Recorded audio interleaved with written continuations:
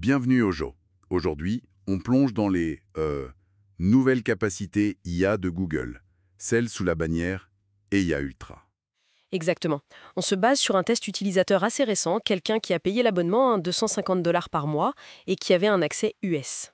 Ok. Et notre mission, si on peut dire, c'est de démêler un peu tout ça. Qu'est-ce qui est vraiment neuf? Qu'est-ce qui marche déjà bien?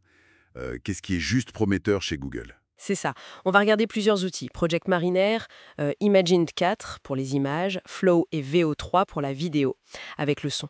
Et aussi l'IA dans Search et Gemini pour la personnalisation. Allez, on commence par l'automatisation. Project Mariner, c'est censé être un agent IA qui fait des trucs tout seul sur le web. L'idée, c'est teach and repeat. Tu lui montres et il répète.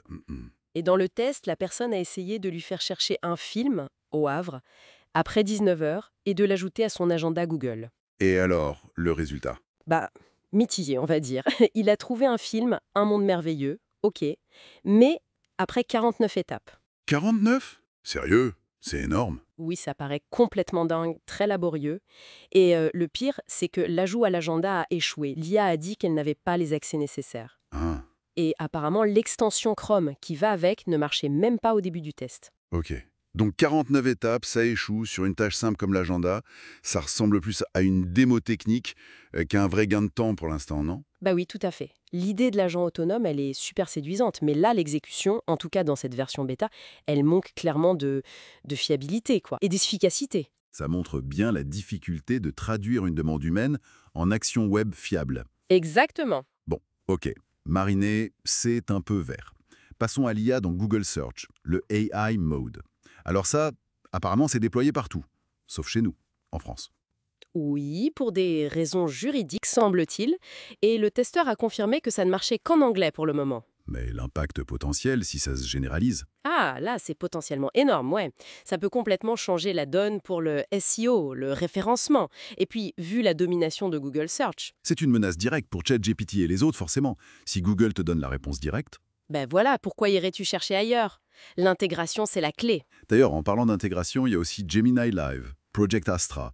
La démo de réparation de vélo était assez bluffante, c'est vrai, et ça va arriver dans Chrome aussi. Oui, l'écosystème Google se prépare. Bon, et la création de contenu, alors, Imageur 4, via un outil appelé Whisk AI, les images générées. Là, par contre, les retours du test sont très très positifs. Un Sangoku style manga, un chien scatter à Miami très réaliste. Apparemment, c'était vraiment impressionnant. Le chien quasi photoréaliste. Ah ouais? Et la plateforme Whisk AI elle-même a l'air intéressante. Options de style, dimension, combiner des images et même générer une vidéo à partir d'une image. Mais alors, le truc qui a vraiment marqué le testeur, si j'ai bien compris, c'est Flow, avec le modèle VO3, génération de vidéos avec du son. Ça, c'est fort. Ah oui, ça c'est le point clé. Le test, c'était une scène ambiante, un homme et une femme qui parlent de ping-pong dans un parc en France. Bon, le prompt était en anglais par contre. Et ça a donné quoi? Qui colle à l'image de manière crédible. Le potentiel est juste énorme. Carrément bluffant. Et tout ça, Google l'intègre partout. Gemini arrive dans Workspace, dans Drive. Et il apprend de ton historique Google pour personnaliser les réponses. L'exemple donné était bon, hein. Une question sur améliorer son cardio. Oui. Et l'IA a ressorti une recherche passée sur le marathon de Tours pour adapter sa réponse, la cibler sur la course à pied. Ah d'accord. C'est puissant. C'est la grande force de Google, hein, cette capacité à puiser dans les données utilisateurs pour personnaliser.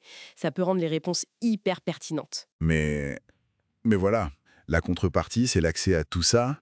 Exact. Historique de recherche, peut-être les emails, les fichiers Drive. C'est le dilemme classique. Mais avec une intégration aussi profonde, ça devient très concret. Donc si on résume, Google sort l'artillerie lourde côté IA. Des trucs vraiment nouveaux, comme la vidéo avec son, des images très réalistes, une personnalisation poussée. Oui, mais tout n'est pas au point. Mariner, on l'a vu, c'est encore immature. Leur vrai avantage, ça reste l'écosystème intégré. La comparaison avec ChatGPT est logique.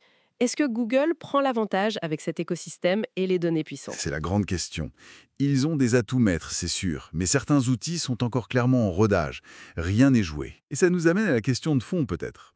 Avoir une IA aussi intégrée, aussi personnelle, qui connaît nos recherches, nos docs, est-ce que c'est l'avenir rêvé de l'assistance numérique? Ou est-ce que c'est une étape vers quelque chose d'un peu plus préoccupant au niveau surveillance, influence? C'est toute la question de la valeur qu'on accorde à cette personnalisation face à la confidentialité. Exactement.